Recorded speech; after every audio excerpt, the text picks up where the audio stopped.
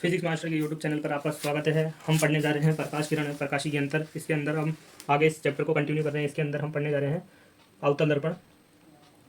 अवतल दर्पण द्वारा प्रतिबिंब निर्माण।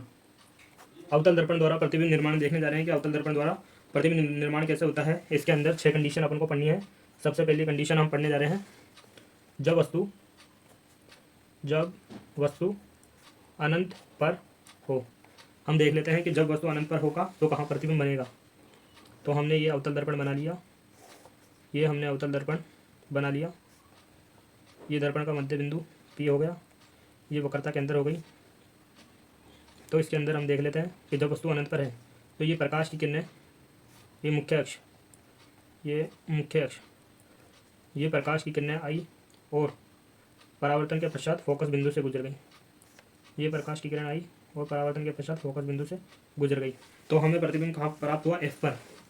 तो जब वस्तु अनंत पर होगी तो हमें प्रतिबिंब कहाँ प्राप्त होगा? F पर। तो हमें प्रतिबिंब प्राप्त हुआ F पर। कैसा प्राप्त हुआ? वास्तविक। और कैसा? उल्टा। और आकृति क्या है?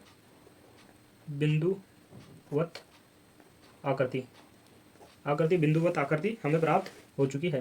तो जब वस्तु अनंत पर होगी तो हमें ये प्रतिबिंब प्राप्त होगा। जब वस्तु अनंत पर हो तो प्रतिबिंब F पर बनेगा, वास्तविक बनेगा, उल्टा बनेगा, बिंदुवत आकृति होगी। तो हम नेक्स्ट देख लेते हैं, जब वस्तु अनंत व C के मध्य हो। जब वस्तु अनंत व C के मध्य हो तो ये हमने बना लिया अवतल दर्पण। ये हमने कर दी रजत पॉलिश। ये दर्पण का मध्य बिंदु P, ये C और ये वस्तु अनंत व C के मध्य है। तो ये AB वस्तु है। ये प्रकाश की किरण आपतित हुई और परावर्तन के पश्चात फोकस बिंदु से गुजरेगी।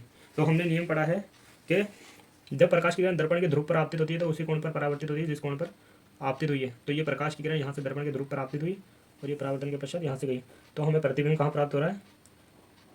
ये A' B'। तो प्रतिबिंब कहाँ प्राप्त हुआ? C व F के मध्य। C व F के मध्य, ये C है और ये F के मध्य प्रतिबिंब प्राप्त हो गया। कैसा? वस्तु से छोटा। और कैसा? वास्तविक। और कैसा? उल्टा। ये हमें प्राप्त हो चुका है। अब हम आगे पढ़ लेते हैं। अब हम आगे देख लेते हैं कि जब वस्तु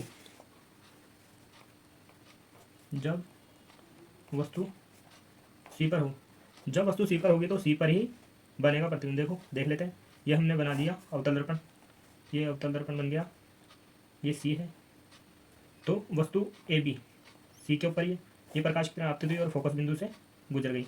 और ये दर्पण का मध्य बिंदु P है। ये प्रकाश की किरण दर्पण के ध्रुव पर आपतित हुई और परावर्तन के पश्चात दूर हट गई।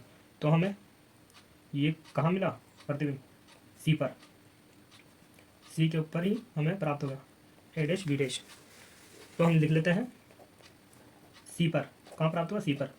समान आकृति, सेम साइज का है, समान आकृति।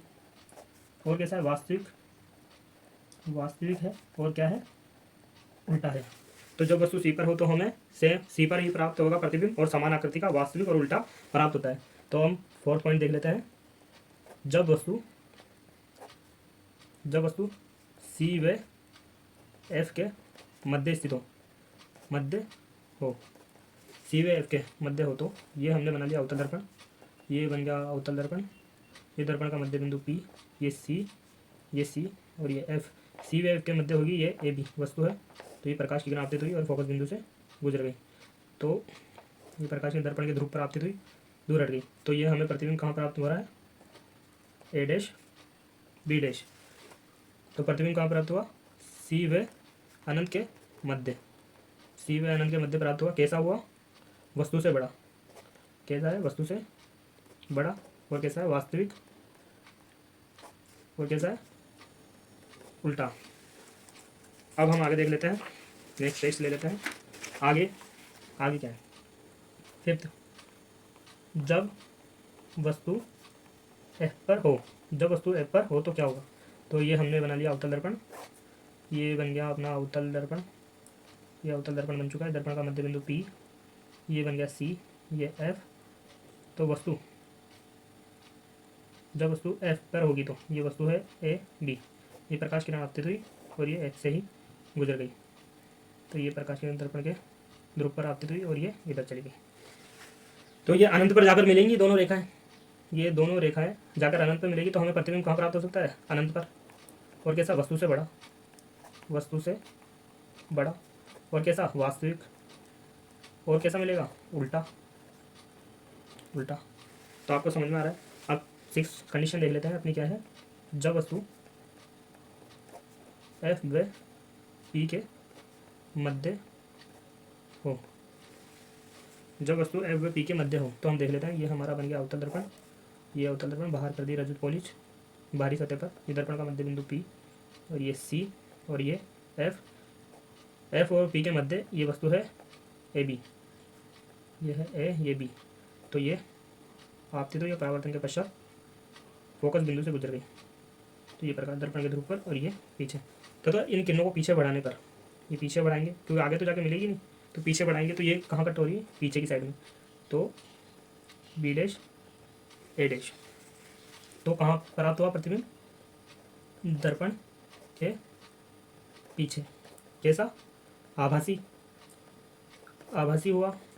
और कैसा है? सीधा, सीधा और वस्तु से बड़ा। वस्तु तो इतनी सी और ये इतना बड़ा है, तो वस्तु से बड़ा। आपको समझ में आया होगा। ये 6 की 6 कंडीशन आपको समझ में आई होगी। अब हम आगे टॉपिक की तरफ बढ़ रहे हैं। क्या आगे क्या है? अब अभी हमने देखा था अवतल दर्पण द्वारा प्रतिबिंब निर्माण, अब हम देख लेते हैं उत्तल दर्पण द्वारा प्रतिबिंब निर्माण। इसके अंदर 2 कंडीशन पढ़नी है। उत्तल दर्पण द्वारा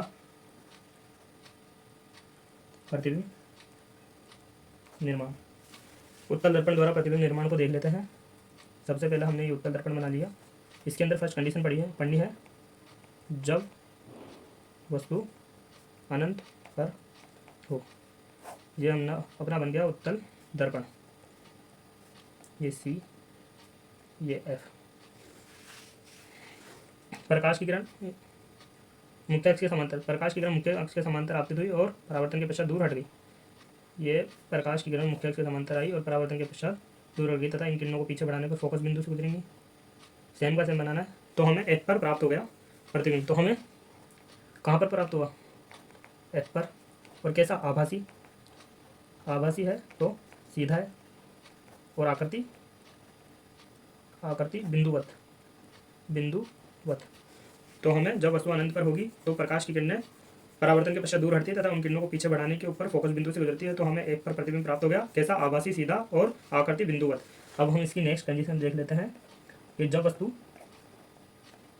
वस्तु अनंत व सी के मध्य हो, जब वस्तु अनंत व सी के मध्य होगा तो क्या कैसा बनेगा? तो ये हमने बना लिया उत्तल दर्पण, ये हमने बना लिया उत्तल दर्पण, ये दर्पण का मध्य बिंदु, ये पी होता है दर्पण का मध्य बिंदु पी, ये सी।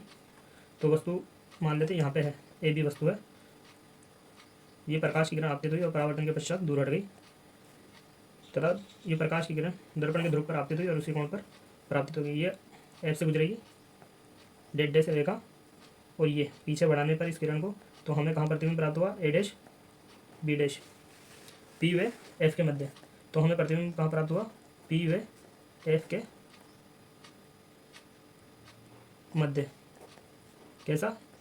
सीधा और कैसा है? आभासी, वस्तु से छोटा। आपको समझ में आया होगा अवतल दर्पण द्वारा प्रतिबिंब निर्माण और उत्तल दर्पण द्वारा प्रतिबिंब निर्माण।